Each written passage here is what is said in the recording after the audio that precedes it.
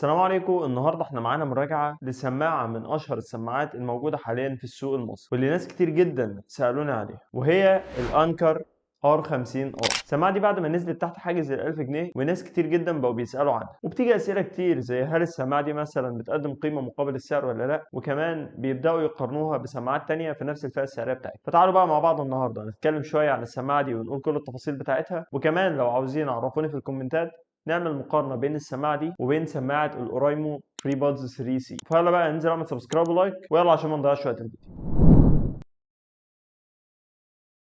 اول حاجه بقى تعالوا مع بعض نفتح البوكس بتاع السماعه. بالنسبه لبوكس السماعه فانت هتلاقي عندك بيروجوا للسماعه على انها فيها هيفي بيز، وكمان بيقول لك انها مدعومه من الابلكيشن وفيها 22 بريسيت في الايكولايزر، وكمان السماعه مقاومه للماء باي بي 5، وكمان بطاريه السماعه بتوصل لعند 30 ساعه تشغيل. ولما هنقلب السماعه برضو هتلاقيهم بيقول لك ان الدرايفر بتاع السماعه 10 مللي و10 ساعات تشغيل لكل ودن، وبالكيس 30 ساعه، واي اي انهانس للمايكات، وكمان عندك مقاومه ماء، وكمان عندك انها بتدعم ابلكيشن ساوند كور اللي بتقدر تحمله للاندرويد وللاي او اس، وكمان بيقول لك محتويات الكرتونه اللي تعالوا نشوفهم مع بعض. اول حاجه لما هتفتح العلبه هتلاقيها محطوطه بالشكل اللي قدامك ده. اول حاجه عندنا هي الاير تيبس او بدايل الاير تيبس، علشان لو اللي عندك في السماعه ضاعت او كده تقدر تبدلهم، وبرضه باحجام مختلفه. تاني حاجه عندنا سلك الشحن التايب سي علشان تقدر تشحن بيه السماعه، وبرضه تقدر تشحنها باي سلك تايب سي موجود عندك. واخر حاجه عندنا هي السماعه. تعالوا بقى نشيل كل الحاجات دي ونرجع للسماعه بتاعتنا، وتعالوا نتكلم عن تصميم السماعه. السماعه جايه بتصميم مطفي بالكامل، ما عدا الشعار بتاع شركه ساوند كور ده جاي لامع ومحفور لجوه شويه. وكمان عندك الحبل الصغير ده مربوط هنا في السماعه وبتقدر تفكه علشان بيسهل لك مسكه السماعه، وعلشان لو هتشيلها في ايدك يكون اريح. وعندك السماعه بتفتح بتصميم علبه الخاتم كده، وده طبعا ليه مميزات وليه عيوب. اول ميزه انك لو حاطط السماعه كده بتقدر تقف لوحدها عادي بدون اي مساعده، ولكن العيب انك لو متعود انك بتفتح السماعه كده الموضوع هيكون صعب شويه، ولكن هتتعود انك تفتحها بالشكل ده والموضوع هيكون اسهل. ولكن لو عايز تطلع السماعات هتضطر تستعمل الايدين. وبما اننا فتحنا علبة السماعة فتعالوا نتكلم على السماعات نفسها. السماعات برضو جاية بتصميم مطفي من بره للجزء اللي فيه تاتش، ولكن الجزء اللي بيدخل ودنك جاي بشكل ناعم. وكمان عندك هنا الاير تيبس اللي لما بتدخلها في ودنك بتاخد شكل ودنك علشان تقدر تكتم لك الصوت وتعزز الصوت اللي داخل الودن. وعندك من جوه السماعة موجود فيها حرف ال عشان تعرف ان دي السماعة الليفت، والتانية موجود عليها حرف الار عشان تعرف ان دي السماعة الرايت. وتعالى بقى نتكلم عن الخامات شوية. بالنسبة لخامات السماعة فالسماعة كلها مصنوعة من البلاستيك، ولكن هو مش بلاستيك رخيص تماما، لا هو بلاستيك قيم وباين جدا انه مصنوع بشكل كويس. يمكن هتحس شوية بالرخص في الجزء اللي فوق ده، ولكن هو يعني احساس كاذب كده، لان هو مصنوع بنفس الخامات اللي مصنوعه من هنا، ولكن علشان هو جزء خفيف ودوت طبعا مبرر من حيث ان الجزء ده اصلا ملوش اي دعوه بفتح او قفل السماعه، هو بس مجرد انه بيحمي السماعه. لانك لو قفلت وفتحت الجزء ده كده السماعه ما بتشتغلش، ولكن لو عايز تشغلها لازم تشيل الودن دي كده من السماعه علشان تقدر تشغل السماعه نفسها. ونفس الخامات تقريبا بل احسن شويه اللي مصنوع منها الكيس، مصنوع منها برضو السماعات نفسها. هتلاقي السماعات مصنوعه بخامات كويسه جدا، وخامات باين قوي انها خامات نظيفه يعني، وهتعيش معاك لفترات طويله. وتعالوا بقى نتكلم عن الابلكيشن بتاع السماعه. الابلكيشن اسمه ساوند كور، وموجود على متجر بلاي، وكمان موجود على الابل ستور. والابلكيشن واجهته بسيطه، بيعرفك السماعات اللي متوصله عندك، واول ما بتطلع السماعه من البوكس بتعمل كونكت اوتوماتيك، وبعدين بتظهر عندك في الابلكيشن. وبكده السماعه اتوصلت في الابلكيشن وظهرت عندنا. بتقدر من الابلكيشن بقى تعرف كل نسبه للسماعات دي كام في الميه بالنسبه لكل ودن من الودنين الليفت والرايت، ولكن البوكس نفسه ما بتعرفوش. وبعدين بتلاقي عندك هنا حاجه اسمها الايكولايزر اللي بتقدر تدخل عليه، بتلاقي عندك بريسيتس كتير جدا جدا علشان تقدر تستعمل. من ضمنهم البريسيت دي اللي فيها الهيفي بيز لو انت عاوز تفعله، اللي هو البيز اب. وكمان في حد نصحني من صحابي مع نفس السماعه، نصحني بالار اند بي والتريبل بوستر، وبصراحه انا حبيتهم جدا. وكمان هقول لك على معلومه في السماعه دي، ان انت عندك في السماعه زي ذاكره تخزينيه. يعني وليكن احنا لو ظبطنا السماعه دي على البودكاست او الايكولايزر على البودكاست وقفلنا السماعه ووصلناها على اي موبايل تاني، هتكون برضو مظبوطه على نفس البريسيت اللي احنا محددينها دي. حتى لو اتقفلت واتفتحت، حتى لو فصلت واتشحنت، اي حاجه هتفضل برضو حافظه انها متسجله على نفس الحاجه دي، حتى لو توصلت على اي موبايل تاني. ولما نرجع ورا هتلاقي عندك هنا الجزء الثاني وهو الكنترولرز، اللي لما بتدخلهم بتقدر تخصص كل ودن من السماعه تعمل ايه. تقدر تدخل هنا تشوف الودن دي علشان لو عايز تحدد لها حاجه، ولو ولو بوظت الدنيا تقدر تعمل ريسيت علشان ترجع كل حاجه زي ما كان. بتقدر مثلا تعمل السنجل تاب، تعمل وليكن تعلي الصوت او توطي الصوت، تعمل بلاي وبوز، تعمل نيكست او بريفيوس او فويس اسيستنت زي الجوجل اسيستنت او السيري، وده برضو عن طريق الضغطتين وعن طريق ضغطه متواضعه. وبعد كده عندك الفايند ديفايس علشان لو السماعه ضاعت منك تقدر توصل لها بسهوله عن طريق ان انت بتضغط كده وبتشغل الودن اللي انت عاوز تلاقيها. طبعا هو بيحذرك انك ما تعملش ده وانت لابس السماعه عشان ما تاذيش ودنك لان الصوت بيكون عالي. تضغط كونتينيو بتعلي الصوت، واظن هو واضح، اظن الصوت واضح. ممكن المايك بس ينزل الصوت، ولكن هو الصوت واضح جدا، يعني هي لو ضايعه مني انا هلاقيها بسهوله. وكمان عندك الخاصيه الرابعه دي وهي الجيمنج مود، اللي لما بتفعله السماعه بتفصل كل الديلي، وكمان بتوقف لك الايكولايزر علشان لو انت بتلعب اي لعبه يوصل لك الصوت اللي طالع من اللعبه على طول لعندك في السماعه لودنك على طول. يعني لو مثلا بتلعب ببجي او بتلعب اي لعبه محتاج فيها الصوت صوت محيطي ومحتاج تستعمل سماعات السماعه دي علشان يوصل لك الصوت بشكل احسن، ولكن هيحصل عندك ديلي بسبب انها سماعه بلوتوث. بتقدر تفعل الجيمنج مود ده وفعليا ما بيكونش فيه اي ديلي خالص. وبعدين بقى تعالى نتكلم عن راحه السماعه نفسها في الودن، وكمان تعالوا مع بعض نشوف شكل السماعه في الودن بيكون عامل ازاي. بما ان السماعه دي اصلا فيها مقاومه للماء، فطبيعي ان السماعه دي تكون موجهه لحد عاوزها مثلا في جيم او كده علشان لو هيجي عليها عرق، فعلشان كده لازم تكون السماعه دي بتستحمل الرياضه، يعني مثلا بتثبت في ودنك كويس. فتعالوا نشوف هي بتقوم بالدور ده ولا لا. اول حاجه تعالوا بقى نلبس السماعه مع بعض. فكده بالنسبه لشكل السماعه في الودن، هي طولها مش كبير قوي مثلا مقارنه بسماعه زي الاورايمو فري بادز لايت، وكمان مش خارجه قوي بره الودن، لا هي يعني ايه في مستوى الودن كده. بالنسبه بقى لراحه السماعه في الودن، فالسماعه مريحه جدا، بتدخل تاخد مكانها كده في ودنك ومش بتضايقك خالص، وممكن كمان بعد فتره اصلا تنسى انك لابس السماعه. اما بقى بالنسبه لثبات السماعه في الودن، فالسماعه ثابته جدا. انا طبعا ما جربتهاش مثلا في نشاط او في رياضه او كده، ولكن انا دلوقتي السماعه في ودني ثابته جدا وما فيهاش اي حاجه. لما دماغي بتتحرك او كده السماعه برضه بتفضل ثابته. وكمان الكاوتشات اللي جوه السماعه دي بتساعد على ثبات السماعه اولا، وكمان على كتم الصوت، دي الحاجه الثانيه. فبما اننا بقى لبسنا السماعه تعال نجربها ونقول راينا في الصوت. بالنسبه لصوت سماعه الانكر ساوند كور ار 50 اي، فصوت السماعه قوي جدا. من حيث ايه؟ السماعه بتدي لك تريبل مظبوط قوي، وكمان خاصيه الهيفي بيز او البيز اب الموجوده في السماعه فعلا شغاله وفعلا انت هتحس بيه. وكمان لما تدخل في الايكولايزر بتاع الابلكيشن بتاع السماعه وتبدا تعدل شويه وتختار المود اللي يناسبك، فانت عندك اكتر من مود بيعززوا البيز بتاع السماعه.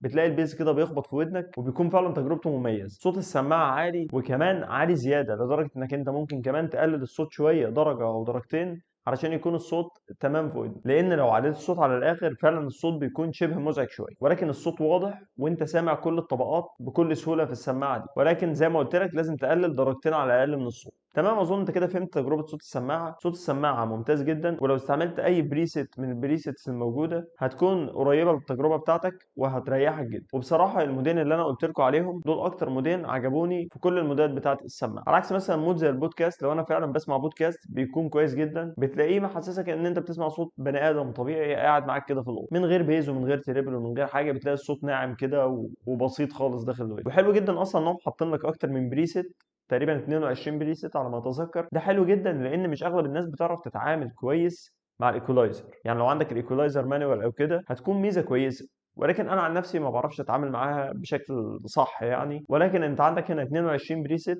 تقريبا بيحاكوا كل المودات الكاستمايزد اللي انت ممكن تعملهم علشان يناسب الذوق اللي انت بتحبه. تعال بقى نتكلم عن مايك السماعه. بالنسبه لمايك السماعه انا جربته في الفتره اللي فاتت دي كلها. السماعه بقى لها فتره كويسه معايا. في الفتره دي حصل معايا موقف واحد بس اللي حسسني ان مايك السماعه ما كانش حلو. كنت انا راكب في عربيه وكان في هوا شديد وانا كنت بسجل ريكورد بالسماعه، وكان الصوت مكتوم لدرجه ان صاحبي اللي كان بيسمع ريكوردات سالني انت بتسجل من مايك ايه؟ فانا رجعت بقى اسمع الريكوردات اللي انا عاملها لقيت فعلا الصوت كان مكتوم جامد. ولكن في الطبيعي وفي البيئه اللي هي العاديه بتاعتنا او في اليوم الطبيعي اللي انت هتكون ماشي في الشارع او كده الصوت هيكون كويس. وعلشان انت برضه تقدر تحكم على السماعه بنفسك تعال نسجل مكالمتين بالسماعه. المكالمه الاولى بالسماعه عادي في مكان هادي زي الاستوديو هنا، والمكالمه الثانيه يكون بمحاكاه صوت دوشه، او هحاول اشوف مكان لو انا بره وفي دوشه هسجل لكم برضو الصوت في مكان يكون فيه دوشه. ده كده بكلمك من سماعة أنكر ار 50 اي. انت سامعني كويس؟ ايوه سامعك كويس تمام. الصوت واضح يعني؟ ايوه الصوت واضح مفيش تفاصيل ضايعه. خلاص انا هسجل دلوقتي صوت تاني وانا مشغل جنبي يعني ايه محاكاة دوشة كده، وانت برضه قول لي ايه رأيك فيه، وبعدين هشيل السماعة خالص عشان النويز ونجرب كانسليشن يعني بتاع الصوت. المايك. ونجرب تمام. الصوت من الموبايل نفسه. تمام. تمام، فانا هشغل بس انت سامعني دلوقتي تمام؟ ايوه يا عم سامع. الدنيا تمام. بعد تمام. الصوت. شفت كده سامعني؟ اه سامع. سامع الدوشة أصلا؟ ولا أي حاجة. زيرو فعليا. شوف كده، مفيش أي دوشة ولا أي حاجة. ولا كده. مفيش مش نهائي. سامع صوتي أنا واضح؟ طيب. صوتك أنت واضح تماما، مفيش أي دوشة حواليك. تمام خلاص. أنا يعني إيه، هشيل السماعة دلوقتي وأكلمك بقى إيه في نفس المكالمة، يعني من ماشي. نفس الوضع. الموبايل عادي. أه بس من الموبايل عادي ومع الدوشة كمان. ماشي. كده سامعني كويس؟ سامعك بس الصوت تحسه بعيد شوية، كأنك رجعت لورا، بعيد عن كده التليفون. كأني يعني الصوت بعيد شوية، بس في صوتك كويس الموبايل. يعني. يعني الصوت في الموبايل أحسن ولا في السماعة؟ لا السماعة الصوت واضح، يعني انت تفاصيل الكلام باينة كلها، صوتك واضح وعالي. هنا الصوت أوطى شوية تمام. يعني. انت لا، هو الصوت مش هيضيع منه حاجة، يعني الصوت واضح عادي، بس أوطى بكتير من السماعة. بس أنا كده مشغل نويز كانسيشن فمش هيظهر أكيد. لما أنا بقول في كده، أنت ممكن تكون مشغل نويز أهو كانسيشن في الموبايل. اتكلم كده الصوت كده. ظاهر لك. بتكلم برضه الصوت أهو شغال. لا مفيش نويز برضه. طب افصل النويز كانسليشن، تعرف تعمله انت في المكالمة ولا من كده سامع الدوشة؟ يا نهار ابيض. ايوه تماما سامعها. حلو يعني. ايه. حلو يعني. اه.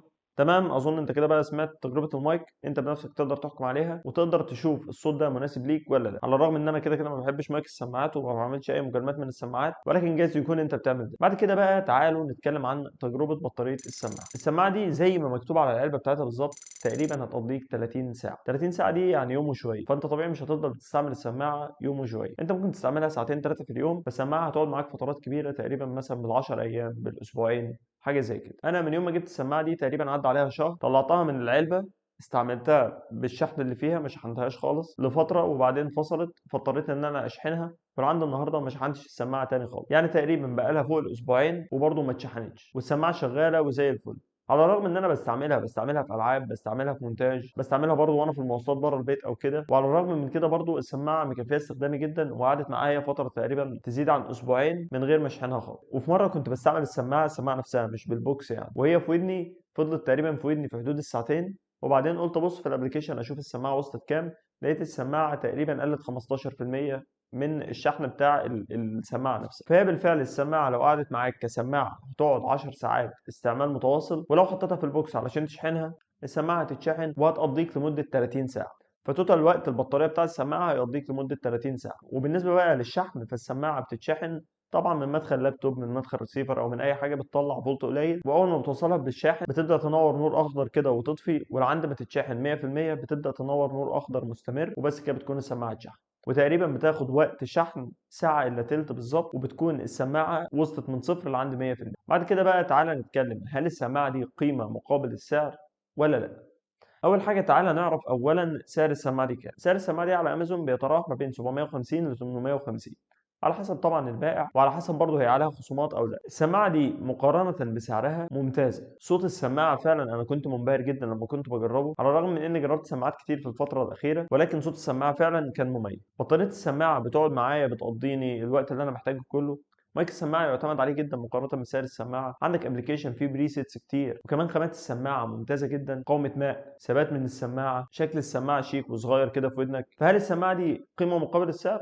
هي قيمه جدا مقابل السعر، ولكن اي حاجه في الدنيا دي فيها عيوب. فتعالوا مع بعض نذكر العيوب اللي انا شفتها في السماعه علشان تكون شايف هل السماعه دي برضو مناسبه ليك ولا لا. اول حاجه، السماعه ما فيهاش ان اير ديتكشن، يعني انت لما بتقلع السماعه المحتوى اللي انت مشغله بيفضل شغال زي ما هو عادي جدا، وده متعارف عليه تقريبا في الفئه دي من السماعات. كل السماعات اللي في نفس الفئه السعريه دي ما فيهاش الان اير ديتكشن. تاني حاجه هو انك لما بتفتح البوكس بتاع السماعه كده، انت ولا كانك عملت اي حاجه، لازم تطلع السماعه علشان تشتغل. اللي في نفس الفئه السعريه كلهم لما بتفتح الغطا بتاع السماعه بتشتغل على طول، لكن دي لازم تطلع السماعات من جوه. تاني حاجه هو فكره اصلا ان السماعه بتتفتح بالشكل ده. طبعا انا زي ما قلت في شرح التصميم بتاع السماعه، الموضوع ده ليه مميزات وليه عيوب، ولكن ناس كتير بتحب بقى انها تفتح السماعه كده بايد واحده وتطلع سماعه واحده بايد واحده. مع اني عمري ما اتحطيت في موقف ان انا اعمل كده خالص. يعني انا حتى لو ايدي مشغوله قوي فهتكون مشغوله بالموبايل اللي انا بوصل بيه السماعه، ما هحط الموبايل في جنب وبعدين اطلع السماعه البسها. وعامه اي حد من اللي بيفك السماعه بايد واحده وكل الحاجات دي، ده بيكون بس التجربه كده قدام الكاميرا. ولكن في الطبيعي انت عايز تلبس سماعه، تفتح السماعه وهتطلعها وهتلبسها على طول بالايدين، مش موضوع يعني. ولو عاوز تفتح السماعة بإيد واحدة تقدر تفتحها بالشكل ده برضو زي ما شرحت لك وقت التصميم. فهل دي عيوب ولا لا؟ طبعا هي العيوب يعني ايه حاجة كل شخص بيقيمها لنفسه، فانت شوف هل الحاجات دي مثلا عيوب بالنسبة لك ولا لا. بس انا زي دي تعليقات مني كده على السماعة علشان برضو يوصلك التجربة كاملة. بس كده احنا قلنا كل حاجة عن السماعة. يا ريت لو انت اول مرة تشوفني تنزل تعمل سبسكرايب ولايك، ولو عندك اي استفسارات عن السماعة برضو عرفها لي تحت في الكومنتات. ولو عايز اي مقارنة بين سماعة الانكر ار 50 اي وبين اي سماعة تانية في السوق عرفني برضو تحت في الكومنتات. ولو السماعة معاك برضو عرفني تحت ايه رأيك في السماعة. وبس كده اشوف وشك على خير.